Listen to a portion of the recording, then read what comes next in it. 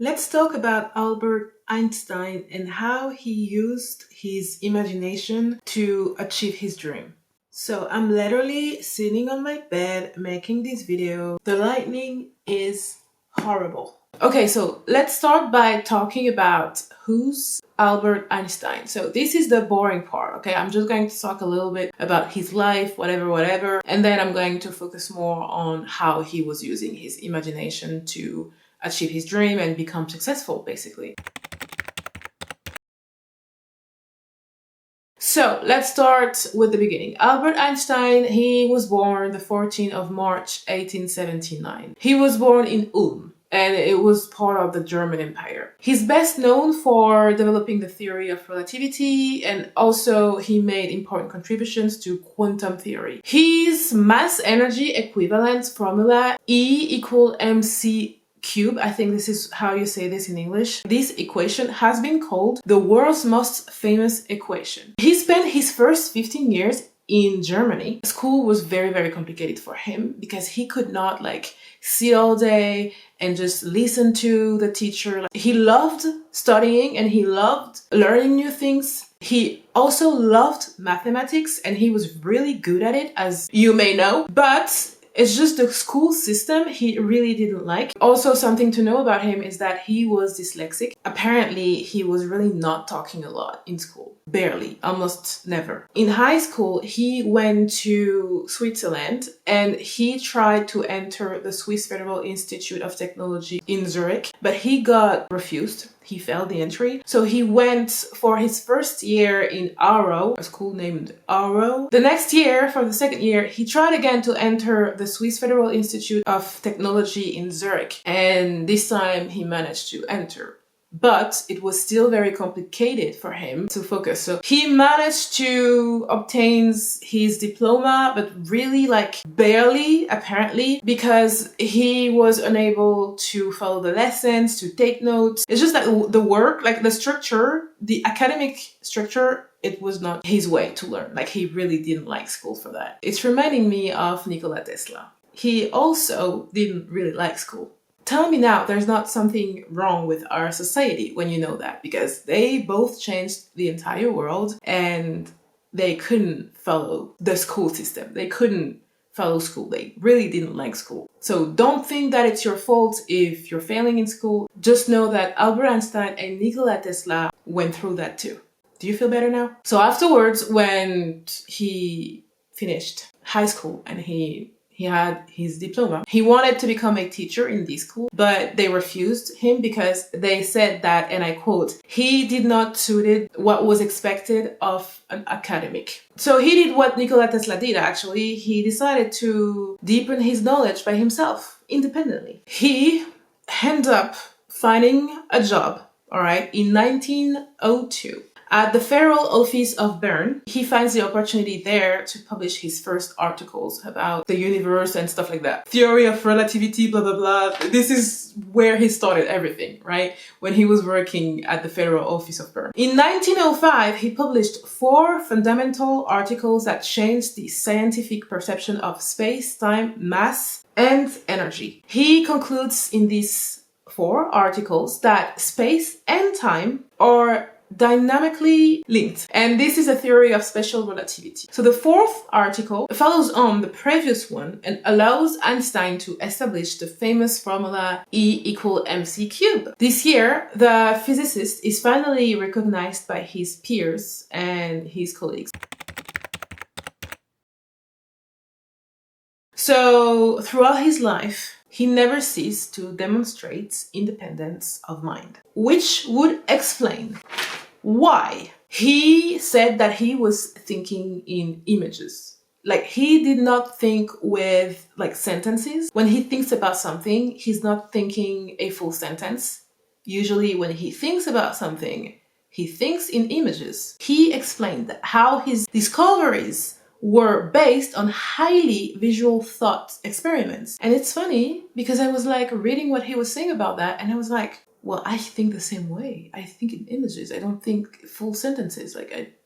Do people think like that? He imagined himself sitting on a beam of light. Oh, this is the way he was visualizing, all right? So this is about visualizing. And he propelled at the same speed at the beam, wondered if he could see himself in a mirror placed in front of him. Oh yeah, he said that in an essay on the psychology of invention in the mathematical field. So this is a quote from him. Words or language, written or spoken, do not seem to play any part in my thinking mechanism. The elements of thought are, in my case, of a visual type, Einstein wrote. He added that conventional words intended to express his thoughts came later, laboriously. What it means is that he was first thinking in images. When he thinks about something, he sees an image. And then later, after seeing the image, he's going to think in words, but in a very unstructured way. Okay, so this is a quote from him. I have enough of an artist's spirit to draw freely from my imagination. Imagination is more important than knowledge. Knowledge is limited. Imagination embraced the world. Imagination is everything. To think differently was very important for Albert Einstein. He said, we cannot solve a problem with the same ways of thinking that created it. Which means if you want change your way to think.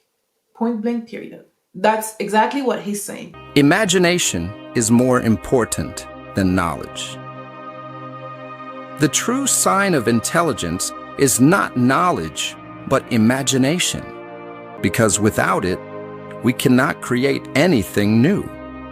Imagination is the preview of life's coming attractions, because without it, we are guaranteed to repeat the same patterns, make the same mistakes, and live the same life over and over again. With it, there are no limits. There's no limit to what we could attempt, no limit to how high we could soar, how big we could dream.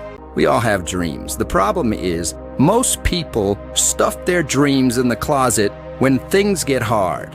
When life presents challenges, most people turn to what they know. They turn to what is easy. But the easy road and the known will never lead you to your dreams. There are only two ways to live your life. One is as though nothing is a miracle. The other, as though everything is a miracle. It really is a choice. No matter the circumstance of our life, we can choose to see everything around us as a miracle.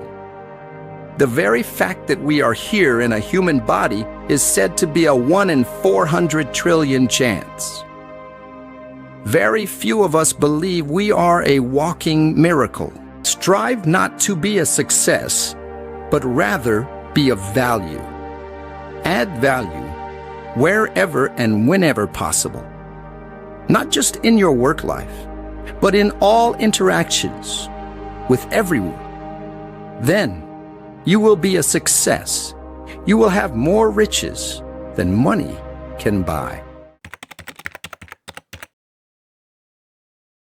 So yes, Albert Einstein, he was working his ass off. All right, we agree on that. But it was, and this is what he said in one of his articles, he was saying that it's very important for him to rest his mind and to not think mathematics. So when he was resting his mind, he would do plenty of things. Let me tell you what he would do. Play violin. He loved music. He really loved music. He loved sailing. You know, the boat. He just did not want it to think intellectually when he had his free time, his resting time. He said imagination opens when the mind is relaxed and free, and that his best, it's more discoveries for him, or ideas came when he was relaxed, basically. When he was playing violin, he would think of something and he would be like, oh, let me write it for the next time I'm going to focus on that, right? Like the next time I'm going to focus on the mathematics, because right now I'm just relaxing. He said that the best moments, the best ideas came at that time. And this is what I wrote right after. His best ideas came when relaxing. He said, logic will get you from A to B, right? But imagination will take you everywhere. Another quote from him. At times, I feel certain I'm right while not knowing the reason. So he said, imagination is more important than knowledge. For knowledge is limited, whereas imagination embraces the entire world, stimulating progress, giving birth to evolution. It is, strictly speaking, a real factor in scientific research. So for him, it's essential to visualize, to use your imagination.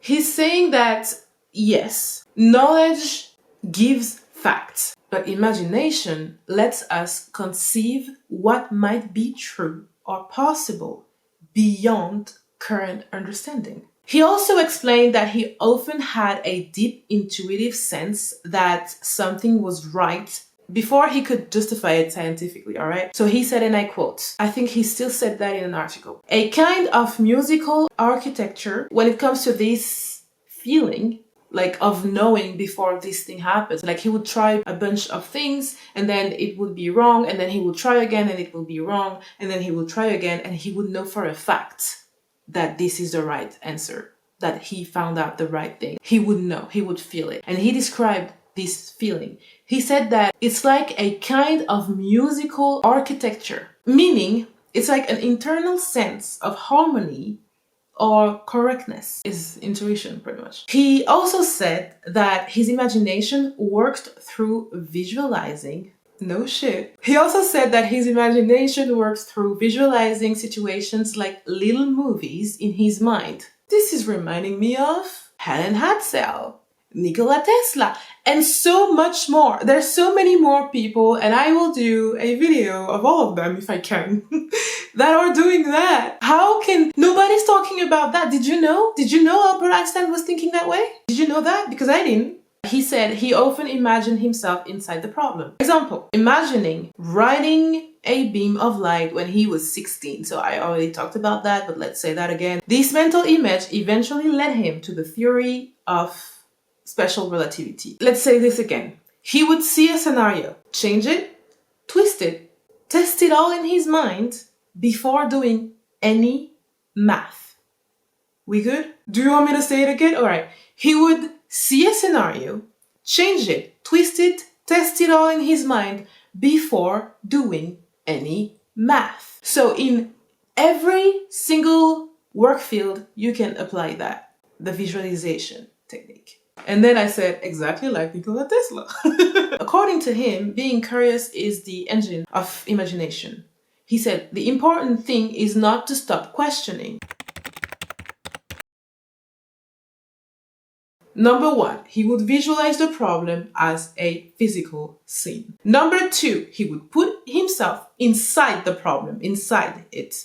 Number three, manipulate the imaginary world freely, in his mind still. Number four, sense intuitively what feels true. He would have this feeling of what is true and what is not. And the last point, number five, only afterward he would write the math. Only after doing all of that, he would start by visualizing. He would put the work, the spiritual work, if you prefer. So this is why he said that imagination is the true foundation of science. Do you realize how powerful that is? He said that imagination is the true foundation of science. And you know what I do believe? I believe that imagination is the true foundation of everything, not just science. That's it. That's the video. It's just another video proving to you that, once again, it's not random. None of that is random. If they did this, if they managed to become successful by doing that, before learning anything about math, doing equations, building things, before all of that, they started with their imagination. If they managed to do all that, my friend, so can you.